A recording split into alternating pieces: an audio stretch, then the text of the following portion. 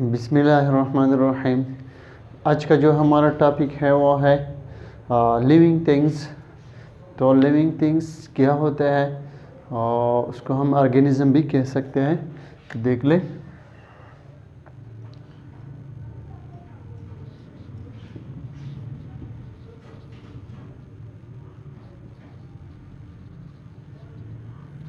Living things और इसको हम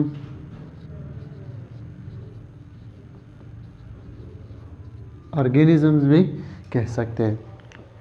तो देख लें ऑर्गेनिज्म क्या होते हैं। एक होते हैं इनऑर्गेनिज्म मतलब नॉन लिविंग थिंग्स, और एक होते हैं लिविंग थिंग्स मतलब ऑर्गेनिजम्स।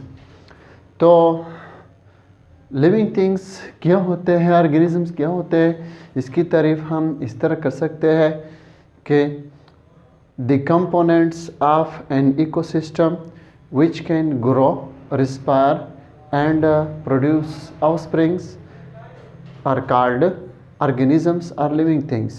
मतलब माहौल में वो अशिया जो सांस लेते हो और उसकी बढ़ोतरी हो रही हो और अपने जैसे बच्चे पैदा कर सकते हो, तो उस किस्म के अशिया को हम नाम देते हैं जानदार मतलब ऑर्गेनिजम्स।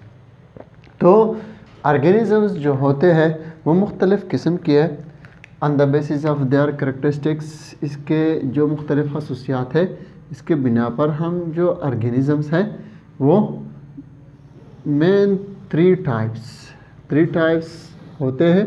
ऑर्गेनिज्म तीन तरह के होते हैं। तो ऑर्गेनिज्म जो होते हैं वो कौन कौन से हैं? तीन टाइप्स। एक होते हैं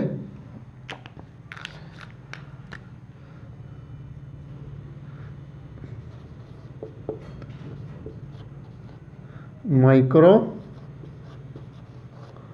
ऑर्गेनिजम्स, दूसरे होते हैं प्लांट्स, और जो तीसरा टाइप्स है उसका है वो एनिमल्स। तो माइक्रो ऑर्गेनिजम्स, प्लांट्स और एनिमल्स। तो देख ले जानदार की तरफ हमने इस तरह की कि जानदार क्या होते हैं, the component of an ecosystem which can respire, grow and produce offsprings are called organisms. कोई भी शय, कोई भी माहौल में वो चीज़ जो सांस लेता हो, उसकी बढ़ोतरी होती हो और अपने जैसे बच्चे पैदा कर रहे हो, तो उस किस्म के अशिया को हम नाम देते हैं जानदार ऑर्गेनिजम्स।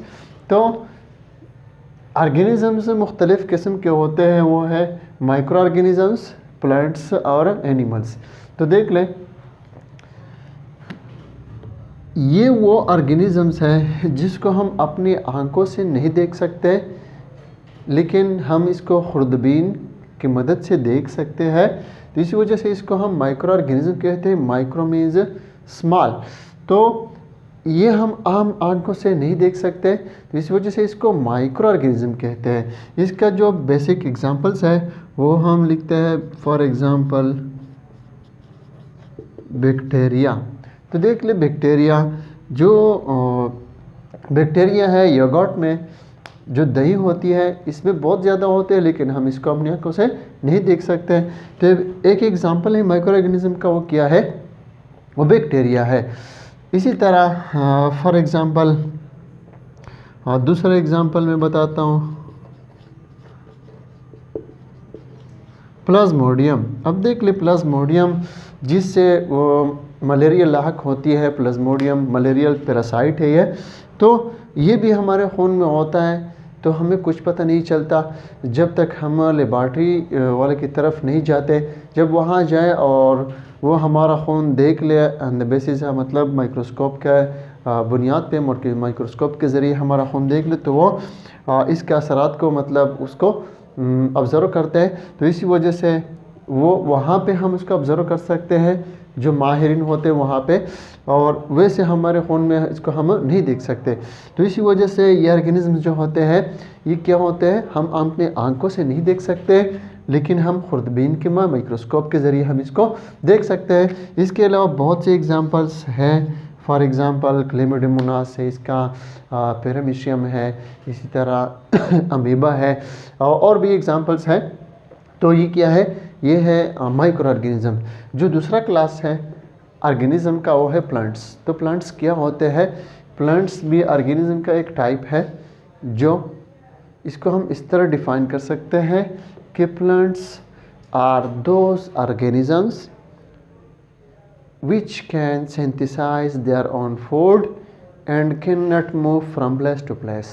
जो एनिमल्स और प्लांट्स में जो मेन डिफरेंस है वो ये है कि जो प्लांट्स होते हैं, ये प्लांट्स अपने लिए खुराक खुद तैयार कर सकते हैं और एक ही जगह पे ये पेवस्त होते हैं, ये एक जगह से दूसरी जगह हरकत नहीं कर सकते। लेकिन इसके बरक्स जो एनिमल्स होते हैं, एनिमल्स वो होते हैं जो अपने लिए खुराक जो होते हैं वो तैयार नहीं कर सकते और एक जगह से दूसरी जगह हरकत कर सकते हैं।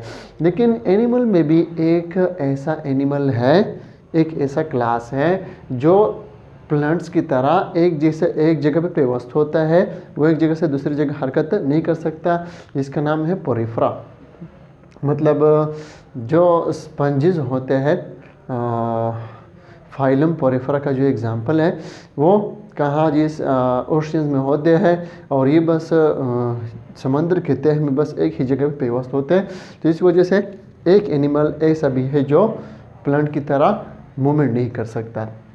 तो प्लांट क्या होते हैं, प्लांट्स अपने लिए कोई खुराक तैयार कर सकते हैं लेकिन एक जगह से दूसरी जगह नहीं जा सकते। मतलब इसमें एक मतलब इसका जो मोस्ट इम्पॉर्टेंट खसूसियत है वो है फोटोसिंथेसिस।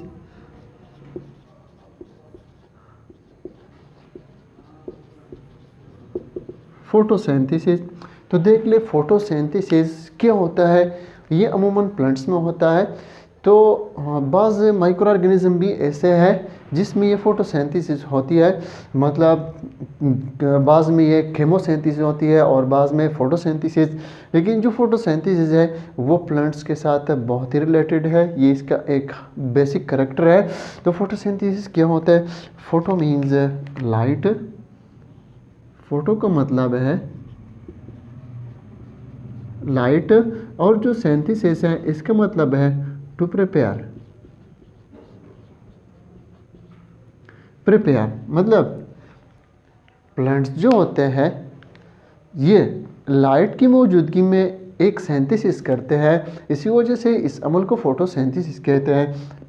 तो हम देखते हैं ये जो प्लांट्स होते हैं इसमें ग्रीन पार्ट्स होते हैं, ख़ासकर जो इसके पत्ते होते हैं। तो जो पत्ता होता है, पत्ता प्लांट्स का जो लीफ होता है, लीफ, ये प्लांट का लीफ है।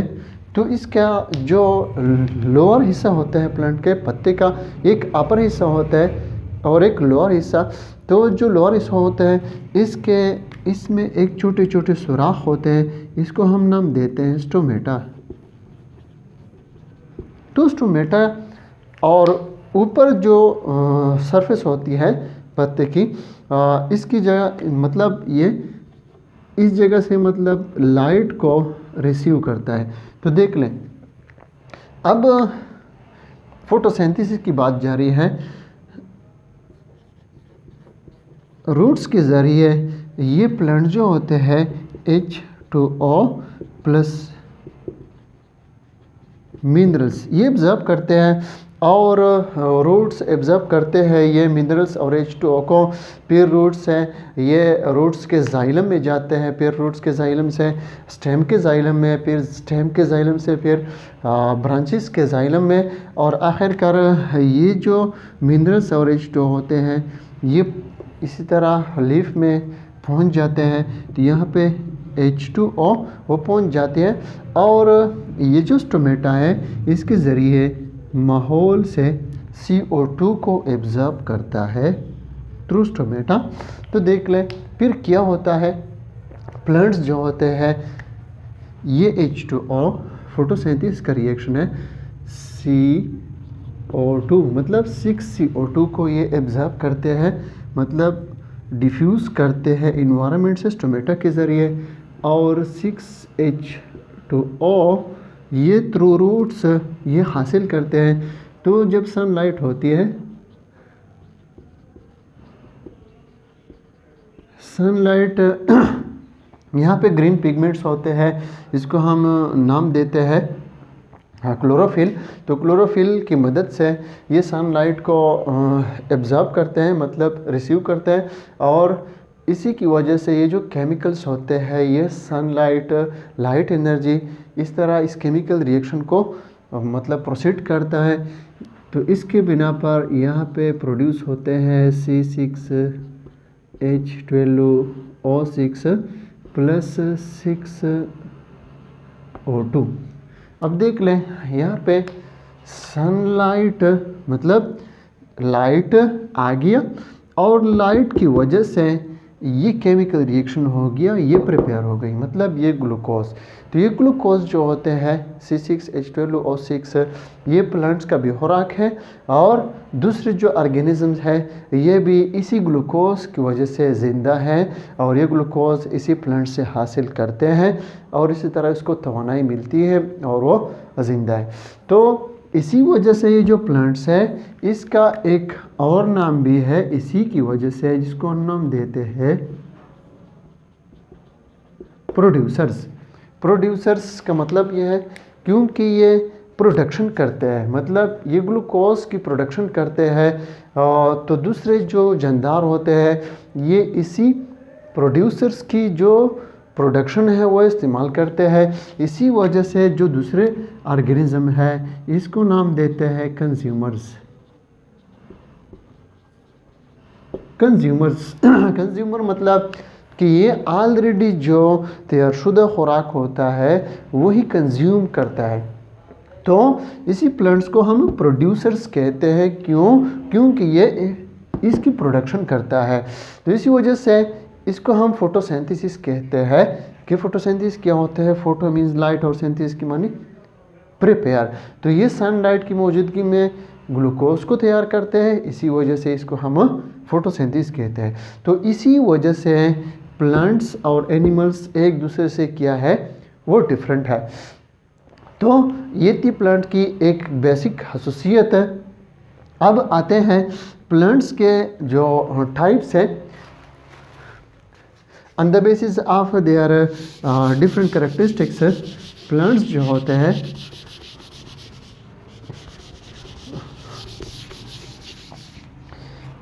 होते हैं ये मेन 2 टाइप्स के हैं। एक है flowering plants,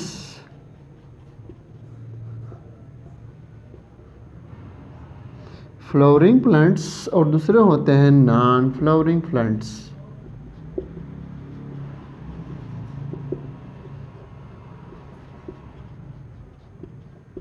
non flowering plants, तो फ्लावरिंग प्लांट्स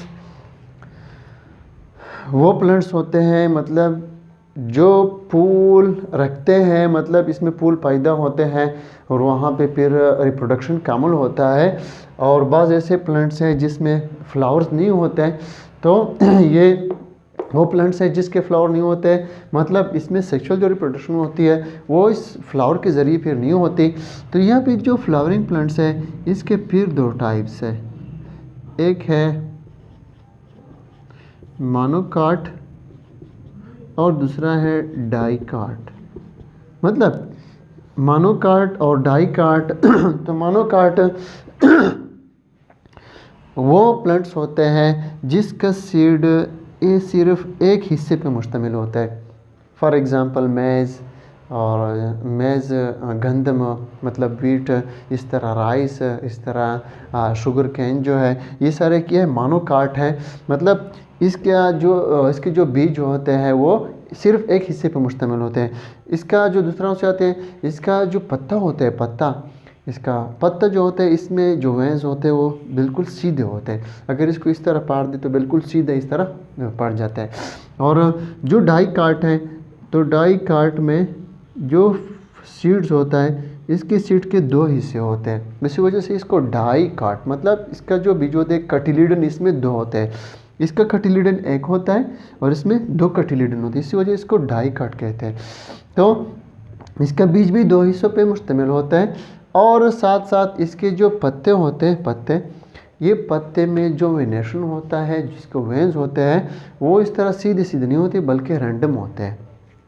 तो अब आते हैं एनिमल्स की तरफ। तो एनिमल्स कौन से होते हैं? एनिमल्स वो जानदार होते हैं, वो ऑर्गेनिजम्स होते हैं जो अपने लिए खुराक तैयार नहीं कर सकते लेकिन ऑलरेडी तैयारशुदा खुराक वो इस्तेमाल करते हैं, मतलब इसकी वजह से इसको कंज्यूमर्स भी कहते हैं। और ये इसका जो बेसिक कैरेक्टर है ये बहुत ही कम्प्लेक्स होते हैं और इसमें एक स्पेसिफिक सिस्टम्स होते हैं, फॉर एग्जांपल डाइजेस्टिव सिस्टम और ये सिस्टम। अब इसमें फिर डिवीज़न है, इसमें जो डिवीज़न है on the basis of their simple characteristics to the complex characteristics. तो एनिमल्स जो होते हैं अपने लिए खुराक तैयार नहीं कर सकते और एक जगह से दूसरी जगह वो हरकत कर सकते हैं। तो जो एनिमल्स होते हैं, एनिमल्स मेन जो होते हैं वो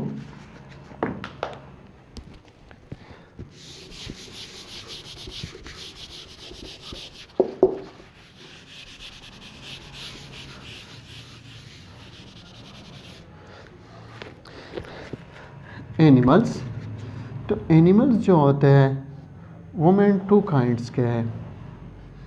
एक होते हैं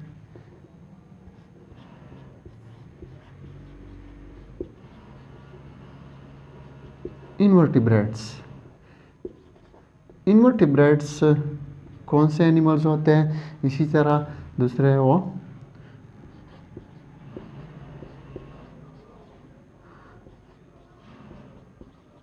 वर्टिब्रेट्स।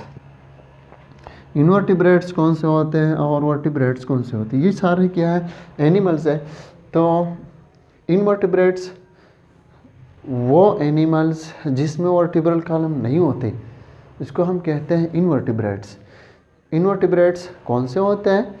जिसमें वर्टिब्रल कॉलम नहीं होते, तो इसको हम कहते हैं इनवर्टिब्रेट। जिसका बैक बोन नहीं होता, जिसको जो कमर में होते हैं मतलब पेट में, इसको इनवर्टिब्रेट इसलिए कहते हैं कि इसमें वर्टिब्रल कॉलम नहीं होती, मतलब हैविंग नो वर्टिब्रल कॉलम, इसमें कोई वर्टिब्रल कॉलम नहीं होता, इस वजह से इसको हम कहते हैं इनवर्टिब्रेट्स। इसके बरअक्स ये जो वर्टिब्रेट्स है इसको कहते हैं वर्टिब्रेट्स इस वजह से क्योंकि इसमें हैविंग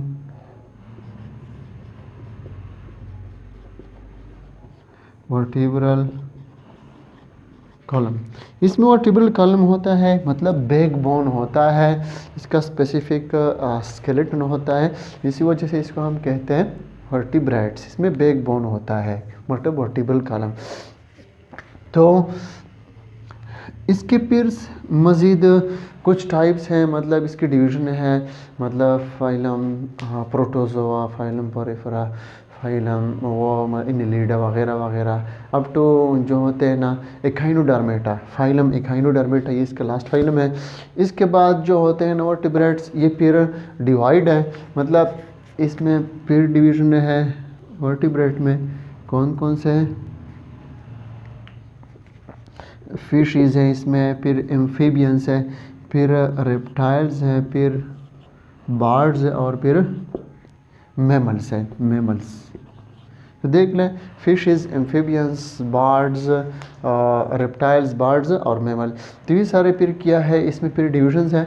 तो इसके मतलब इसको अगले क्लास में इंशाल्लाह फिर डिटेल से पढ़ेंगे। तो ये थी जानदारों के सॉरी एक बात अब देख लें, this study of this living organism is called biology.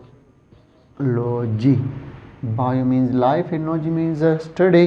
तो देख लें ऑर्गेनिज्म का जो मुताला है, जानदारों का जो मुताला है, इसको हम कहते हैं बायोलॉजी। अब देख ले बायोलॉजी जो होती है इसको हम फिर डिवाइड करते हैं, बायोलॉजी के डिफरेंट ब्रांचेस हैं on the base of their different types. अब देख ले, ये भी ऑर्गेनिजम्स है, ये भी है और ये भी है।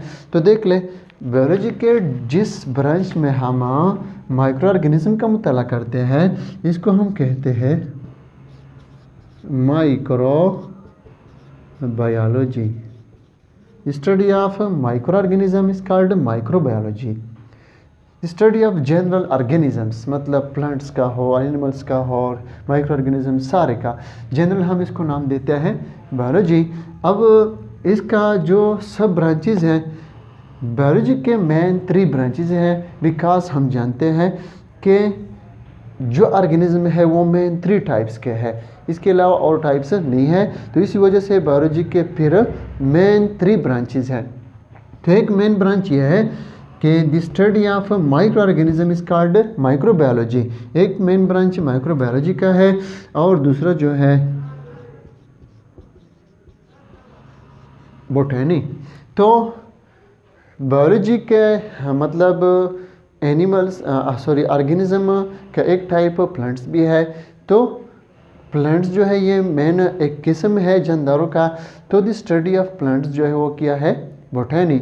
और द स्टडी ऑफ एनिमल इसको हम कहते हैं ज़ूलॉजी।